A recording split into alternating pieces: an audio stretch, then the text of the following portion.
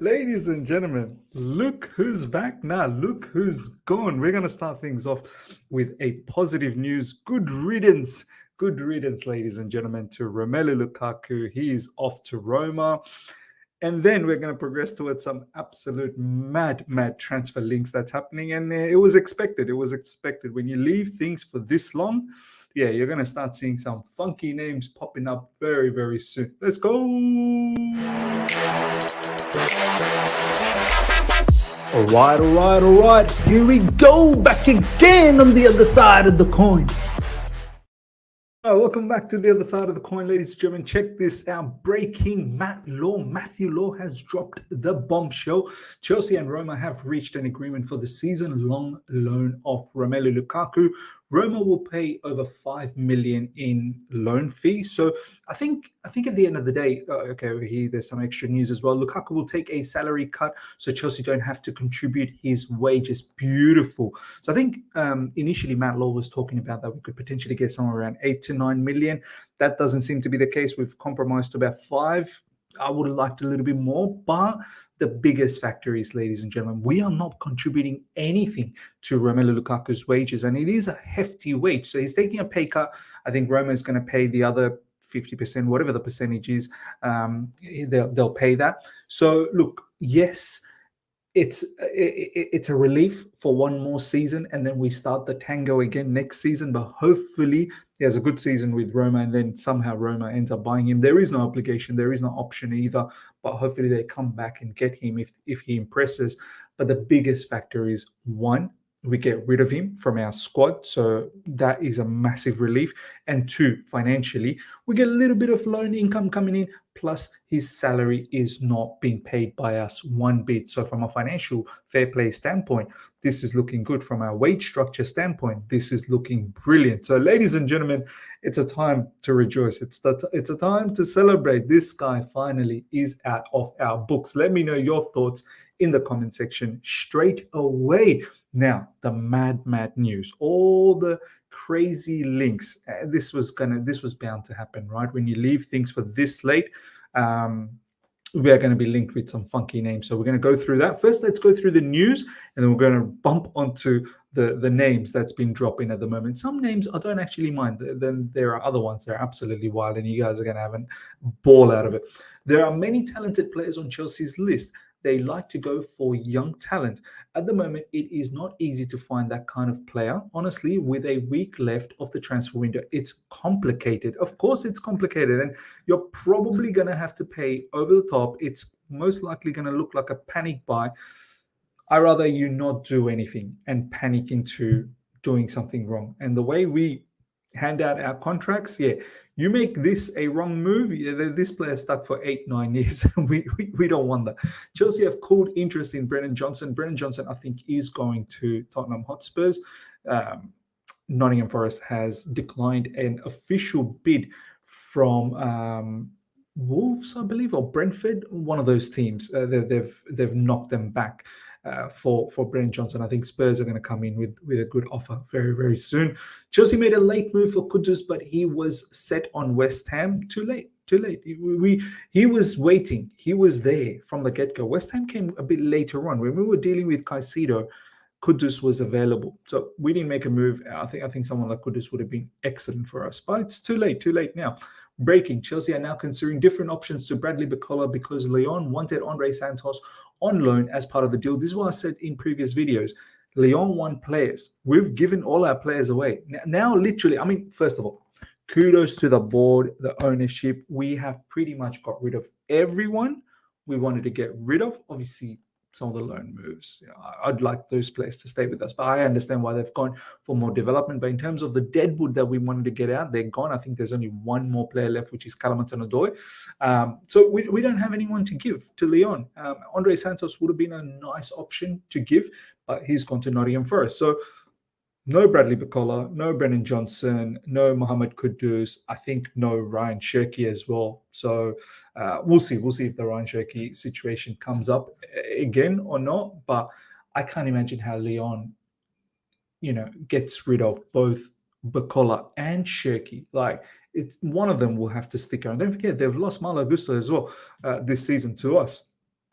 Chelsea are discussing internally on the best player to go for, someone creative who can play multiple positions. There is no advanced or concrete negotiation for Ryan Cherky. Fabrizio Romano is saying this.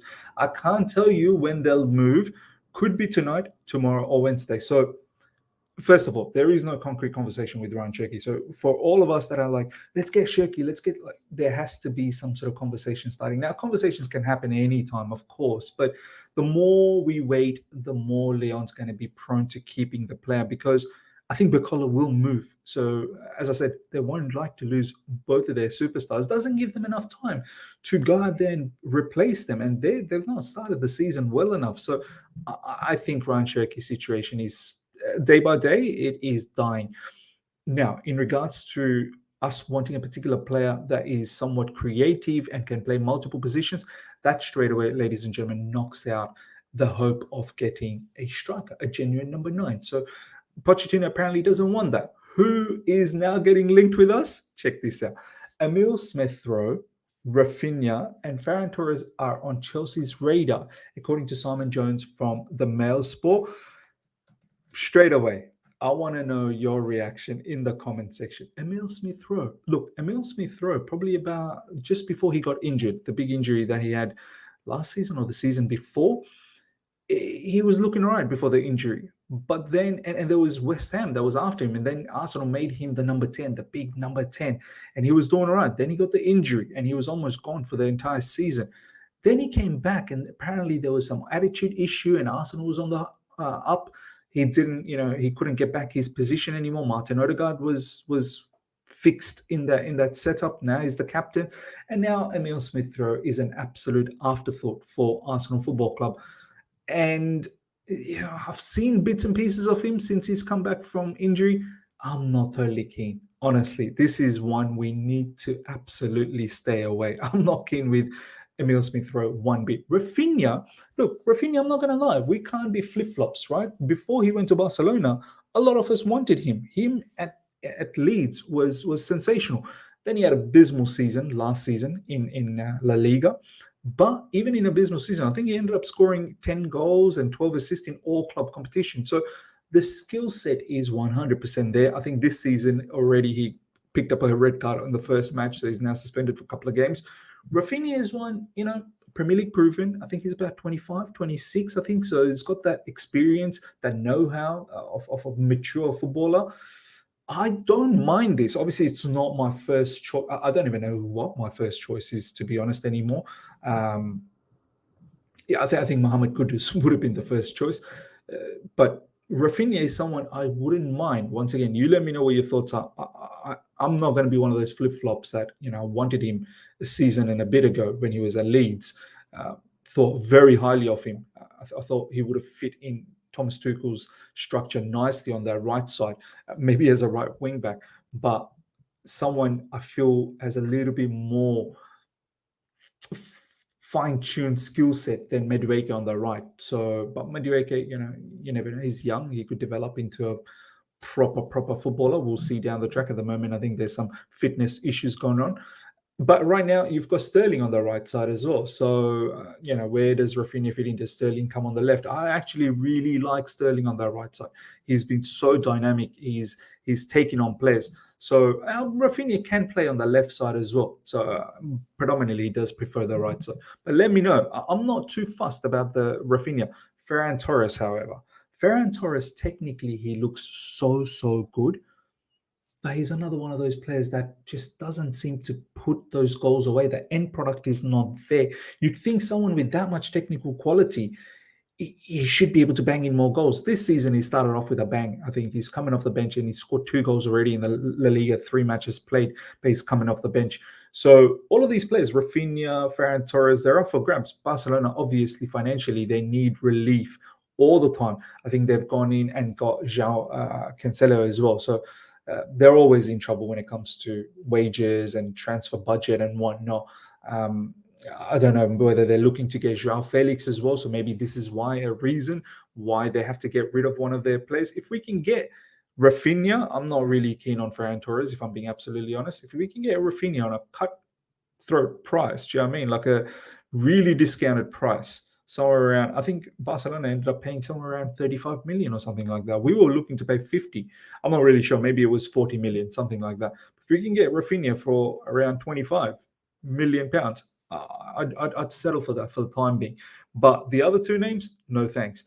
Check this out. More names popping about. Chelsea made checks on Marcus Edwards, the Sporting Lisbon sensation. I think he's ex-Spurs as well. So maybe Pochettino might have some information about this guy. This guy, we all know. We saw him in the Champions League and he was lighting it up, right?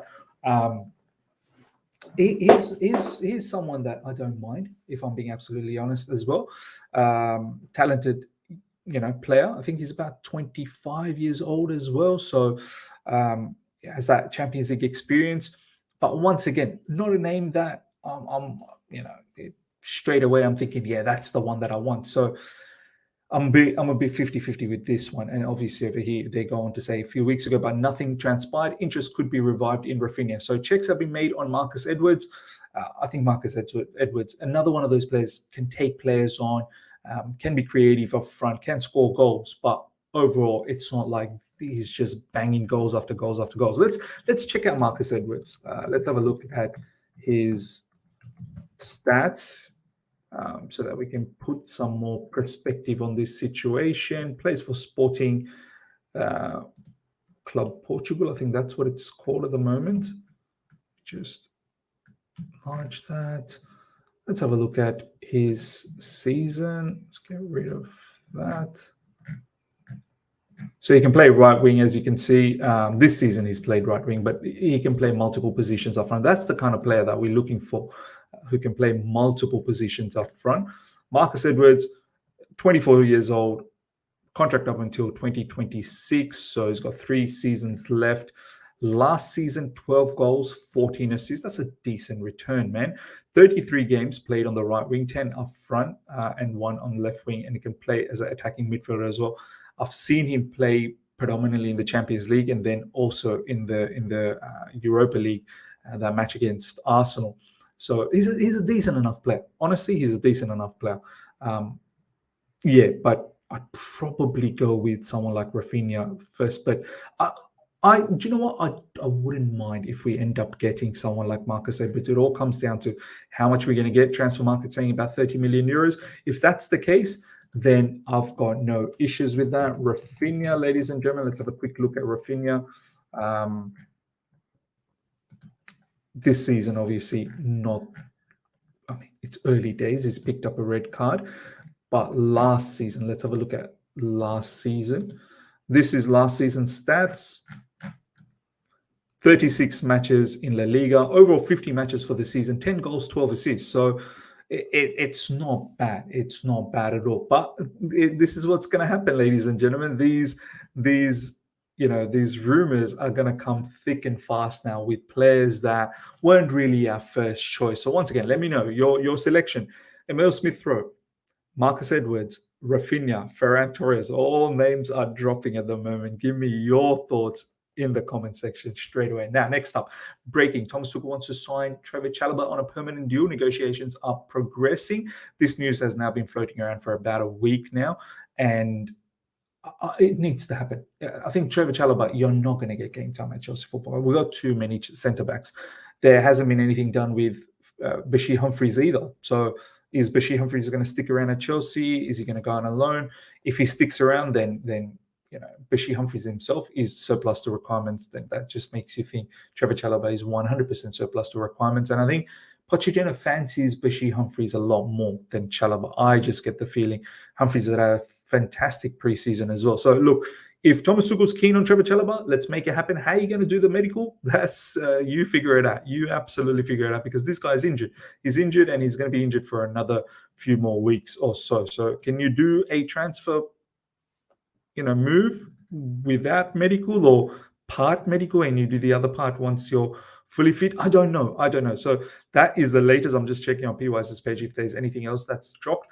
Ladies and gentlemen, that is everything that's popping about at the moment. Big news in regards to Lukaku. Time to celebrate. The Lukaku news is huge. And then all of those attacking players that we're linked with. Let me know in the comment section. Hope you guys have enjoyed this, smash the like button. If you're here for the first time, subscribe, hit the bell notification to stay in touch with all my content. If there's no other breaking news, then you should see me for a live stream early tomorrow UK time. So do tune in for that, roughly around 9:30 a.m. UK, unless there is some more breaking news that's popping about soon. Then you should probably see another video. Smash the like button. If you're here for the first time, subscribe, hit the bell notification to stay in touch with all my content. Till next time, see ya.